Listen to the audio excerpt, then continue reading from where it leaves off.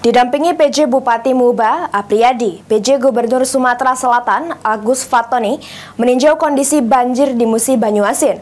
Dalam kunjungan tersebut, PJ Gubernur Sumatera Selatan menyalurkan sejumlah bantuan ke warga terdampak banjir.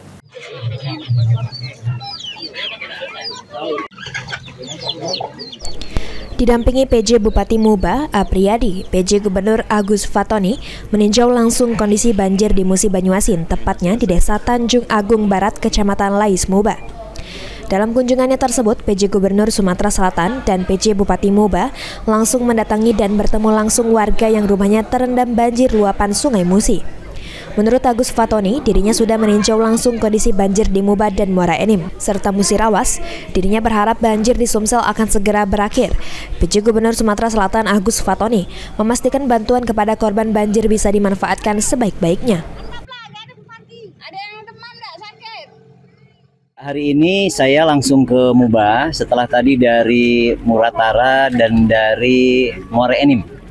Kondisinya karena air yang meluap. Jadi karena curah hujan tinggi, kemudian air yang banyak, ini mengakibatkan banjir. Untuk di Muba ini, banjir terjadi di bantaran sungai. Jadi di sekitar sungai, airnya naik sehingga sebagian dari perumahan atau pemukiman itu terendam. Nah, tadi kami juga sekaligus juga memberikan bantuan sembako, juga bantuan yang lain.